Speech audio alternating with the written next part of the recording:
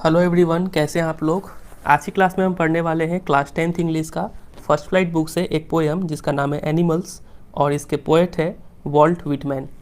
ये पोएम लिया गया है from song of my self in leaves of grass. इसका मतलब है कि यहाँ पे वॉल्ट व्हिटमैन ने एक बुक लिखा था जिस बुक का नाम था लीव्स ऑफ ग्रास। इस बुक में कई सारे पोएम्स थे, उसमें से एक पोएम का नाम था सॉन्ग ऑफ माई सेल्फ। ठीक है, और ये पोएम काफ़ी लंबा पोएम था, तो उसमें से कुछ लाइन्स निकाल के दिया गया है हमें स्टडी करने के लिए।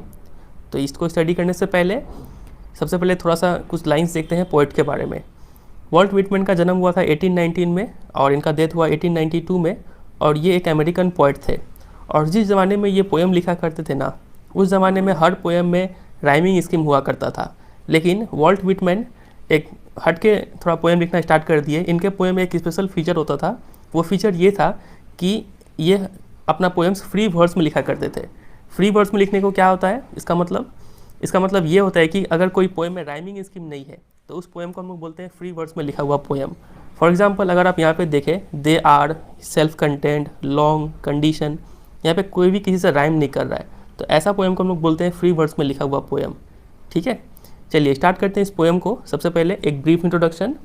The poet tells us that he feels more at home with animals than humans whom he finds complicated and false। सबसे पहले ये समझिए फील एट होम का मतलब क्या होता है। फील एट होम विथ का मतलब होता है कंफर्टेबल।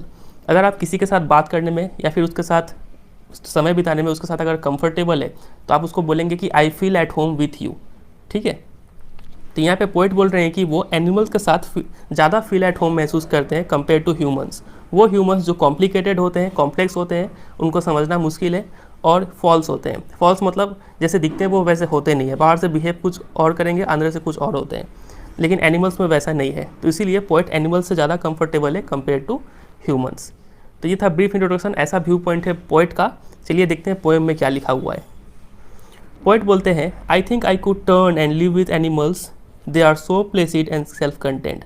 तो पोएट यहाँ पे बोल रहे हैं कि वो यहाँ पे टर्न कर जाएंगे। टर्न करने का मतलब क्या होता है कि वो turn away from the human beings की तरफ से मुड़ के कहाँ मूव कर जाएंगे, वो एनिमल्स की तरफ मूव करेंगे। क्यों? क्योंकि animals are so placid. Placid का मतलब होता है काम, रिलैक्स्ड, शांत। ठीक है, एनिमल्स काफ़ी शांत स्वभाव के होते हैं। एंड सेल्फ कंटेंट का मतलब होता है सेल्फ डिपेंडेंट। वो अपने से ही मतलब रखते हैं, किसी से कोई उनका कोई मतलब नहीं है। तो इसी रीज़न से वो पोएट बोलते हैं कि वो ह्यूमन बींग्स के वहाँ से टर्न अवे करेंगे और मूव करेंगे towards the animals. I stand and look at them long and long. Poet बोलते हैं कि वो एक जगह खड़े होकर एनिमल्स को कई घंटों तक उन्हें देखते रहेंगे और वो थकेंगे नहीं। ठीक है, उनका ऐसा मन करता है। तो अब आगे यहाँ पे बताया गया है 6 रीजन्स जिस वजह से पोएट को एनिमल्स इतना पसंद है। यहाँ पे 6 रीजन्स दिया गया है, 1 2 3 4 5 6, जिस वजह से पोएट एनिमल्स की तरफ अट्रैक्ट होते हैं। चलिए एक एक करके सबको डिस्कस करते हैं। सबसे पहला रीज़न है कि they do not sweat and wine about their condition.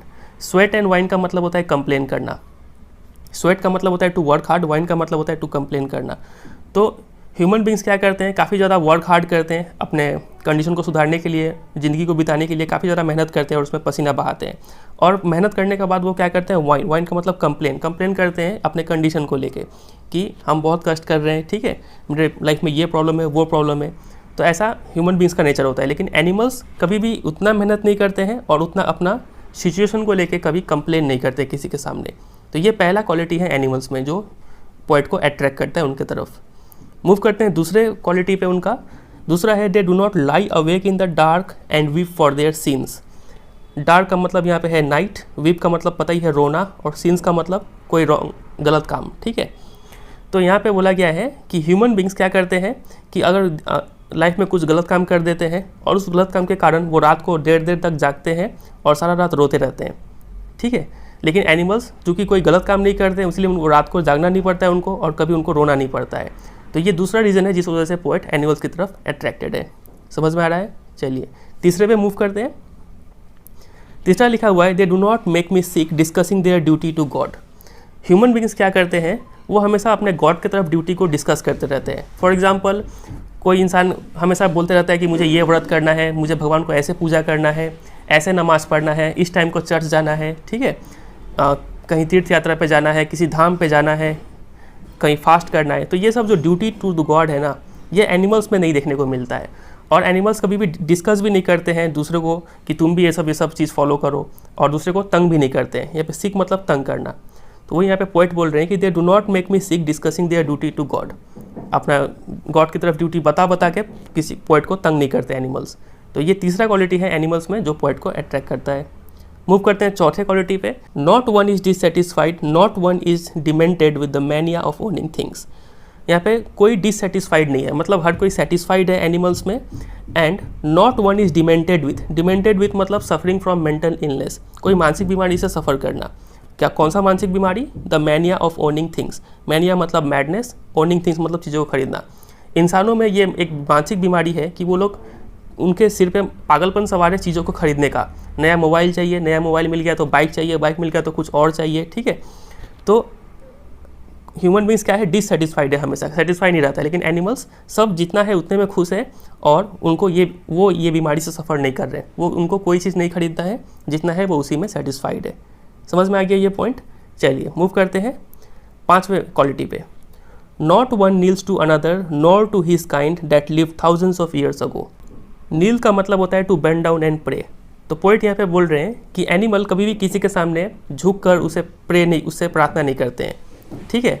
Nor to his kind that live thousands of year ago. To his kind मतलब उसके जैसे एनिमल्स जो हज़ारों साल पहले जिंदा रहे होंगे, मतलब उसके पूर्वज के सामने भी वो झुक कर कभी प्रार्थना नहीं करते हैं, ठीक है। लेकिन ह्यूमन बींग्स क्या है, अपने पूर्वज का फोटो लगाकर उसके सामने कुछ प्रार्थना करेंगे, ठीक है। कोई सेरेमनी आयोजित करेंगे उनको याद करने के लिए, ठीक है। ऐसा सब कुछ तामझाम एनिमल्स में हमें देखने को नहीं मिलता है। तो ये पांचवा क्वालिटी है एनिमल्स का जो पोएट को उनकी तरफ अट्रैक्ट करता है। मूव करते हैं छठे और लास्ट क्वालिटी की तरफ। नॉट वन इज़ रिस्पेक्टेबल और unhappy over the whole earth. ये काफ़ी अच्छा फीचर बताया गया है एनिमल्स में कि यहाँ पे कोई ऐसा नहीं है कि जो ज़्यादा रिस्पेक्टेबल है और कोई ऐसा नहीं है कि जो कम रिस्पेक्टेबल है। यहाँ पे सब इक्वल है and unhappy over the whole earth. और यहाँ पे कोई भी ऐसा एनिमल नहीं है जो अनहैप्पी है, सब यहाँ पे खुश है, सब बराबर है, ठीक है, सब इक्वल है यहाँ पे। तो ये था 6 क्वालिटीज एनिमल्स का जो पोएट को उनकी तरफ अट्रैक्ट करता है। देखते हैं आगे और क्या लिखा हुआ है। So they show their relations to me and I accept them. तो ये सब जो क्वालिटीज़ है, ये सब जो रिलेशन है, ये सब रिलेशन एनिमल्स पोएट को दिखाते हैं एंड आई एक्सेप्ट देम, ठीक है। और पोएट बोलते हैं कि मुझे ये सब रिलेशन एक्सेप्ट है, मुझे काफ़ी पसंद है ये सब qualities. They bring me tokens of myself, they evince them plainly in their possession. They bring me tokens of myself. Tokens of myself का मतलब होता है ह्यूमन क्वालिटीज़, ठीक है। For example kindness, innocence, absence of greed, honesty, self content, happiness, non complaining, satisfied. ये सब कुछ है, ये सबको बोलते हैं ह्यूमन क्वालिटीज़ या फिर true nature of human beings. किसी भी इंसान में ये सब क्वालिटीज़ होना चाहिए। तो अब ये सब क्वालिटीज़ क्या है, एनिमल्स के पास जा चुका है। वो यहाँ पे पोएट बोल रहे हैं कि they bring me tokens of myself. मेरे ही क्वालिटीज़ वो मुझे वापस दिखा रहे हैं। They evince them plainly in their possession. Evince का मतलब टू शो, वो शो कर रहे हैं। प्लेनली मतलब सिंपली इन देयर पोजिशंस, कि ये सब क्वालिटीज़ अब उनके पास है, वो लोग पोजेस कर रहे हैं इस चीज़ को, ठीक है। I wonder where they get those tokens. तो पोएट यहाँ पे सोच रहे हैं कि कहाँ से इन्हें ये सब क्वालिटीज़ मिल गया, वो क्वालिटीज़ जो कभी इंसानों के पास हुआ करता था। Did I pass that way huge times ago and negligently drop them. क्या कभी ऐसा हुआ था कि मैं इसी रास्ते से, मतलब इसी जंगल से होकर गुजरा था कई सालों पहले, और यहाँ पे नेग्लिजेंटली मतलब केयरलेसली, मतलब असावधानी से मैंने इन सब क्वालिटीज़ को यहाँ पे ड्रॉप कर दिया। यहाँ पे मैंने ड्रॉप कर दिया मतलब पोएट जनरली बोल रहे हैं कि ह्यूमन बींग्स ने अपना क्वालिटीज़ ये जंगल में ड्रॉप कर दिया, और ये सब क्वालिटीज़ ह्यूमन बींग्स से पास आउट हो चुके हैं एनिमल्स में। और आज का ह्यूमन बींग्स कम्प्लीटली ऑपोजिट हो गया है जो पहले हुआ करता था, ठीक है। ये सब क्वालिटीज़ आजकल ह्यूमन बींग्स में प्रेजेंट नहीं है। तो इसी क्वेश्चन के साथ पोएट हमें छोड़ते हैं और हमें सोचने पर मजबूर करते हैं कि सोचा जाए कि हमें जो क्वालिटीज़ था वो कहाँ जा चुका है आज के ह्यूमन बींग्स में। तो यही है ये पोएम। चलिए अब देखते हैं कुछ पोएटिक डिवाइस क्या सब है यहाँ पे। तो जैसा कि आपको स्टार्टिंग में ही बता चुके हैं कि इस पोएम में कोई राइमिंग स्कीम नहीं है, ये पोएम फ्री वर्ड्स में लिखा हुआ है। चलिए मूव करते हैं पोएटिक डिवाइस पे। फर्स्ट लाइन अगर आप देखें तो यहाँ पे लिखा हुआ है आई think I could turn and live with animals. I sound को ज़्यादा ही प्रोमिनेंट हो रहा है और आई एक वॉवेल है, तो प्रोमिनेंस ऑफ वॉवेल साउंड को क्या बोलते हैं हम लोग, एसोनेंस बोलते हैं, ठीक है। तो फर्स्ट लाइन में पोएटिक डिवाइस हुआ असोनेंस। मूव करते हैं दूसरे पे। थर्ड लाइन पे अगर आप देखें तो यहाँ पे long and long 2 bar repeat हुआ है, तो पोएटिक डिवाइस यहाँ पे हो गया रिपीटेशन, ठीक है। अब यहाँ पे देखें आप, दे do not, they do not, they do not, 2 या फिर 2 से ज़्यादा लाइन अगर सेम वर्ड से स्टार्ट होता हो तो वहाँ पे पोएटिक डिवाइस क्या है, आपको बहुत बार बता चुके हैं, एनाफोरा है, ठीक है। सिमिलरली यहाँ पे not one, not one, not one, यहाँ पे भी पोएटिक डिवाइस हो गया एनाफोरा, ठीक है। तो 3 पोएटिक डिवाइस हमने देख लिया। मूव करते हैं चौथे पे। चौथा आप यहाँ पे देखिए मेक मी। आप भी बता सकते हैं यहाँ पे कौन सा पोएटिक डिवाइस है। 2 वर्ड स्टार्ट हो रहे हैं विद द कॉन्सोनेंट साउंड, ठीक है। तो repetition of consonant sound at the beginning of the word क्या कहलाता है? एलिट्रेशन कहलाता है। कई बार बता चुके हैं आपको। सिमिलरली यहाँ पे भी अगर आप देखें वॉन्डर वेयर, तो वह साउंड रिपीट हो रहा है एट द बिगिनिंग, तो ये भी हो गया यहाँ पे एलिटरेशन। अगला पोएटिक डिवाइस हमें स्वेट एंड वाइन में देखने को मिलता है। वो पोएटिक डिवाइस है मेटाफर। मेटाफर का मतलब क्या होता है कि किसी और चीज़ को लिखकर हम लोग किसी और चीज़ को रेफर करते हैं, तो उसको बोलते हैं मेटाफर। फॉर एग्जाम्पल अगर आप यहाँ पे देखें, स्वेट एंड वाइन के जरिए पोएट यहाँ पे रेफर करना जा रहे हैं to the cries and complaints of human beings. ठीक है, तो लिखा हुआ है स्वेट एंड वाइन, लेकिन इसका मतलब क्या निकल रहा है? ह्यूमन बींग्स का कंप्लेंट करने का आदत। तो इसीलिए यहाँ पे पोएटिक डिवाइस हो रहा है मेटाफर। और एक जगह मेटाफर देखने को मिल रहा है यहाँ पे, ये रहा टोकन्स में।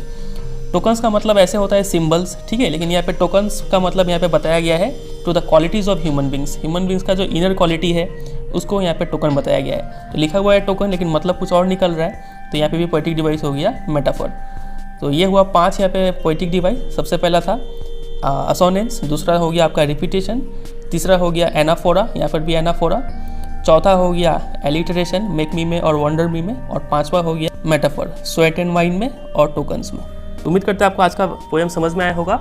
वीडियो अच्छा लगा तो वीडियो को जरूर एक लाइक कीजिए और कमेंट करके भी बताएं कि वीडियो कैसा लगा। और कोई भी अगर डाउट रह गया हो तो कमेंट सेक्शन में मुझे पूछ लीजिए, ठीक है। और चैनल पर नहीं हो तो चैनल को सब्सक्राइब भी कर लीजिए, वीडियो को दोस्तों के साथ शेयर भी कीजिए।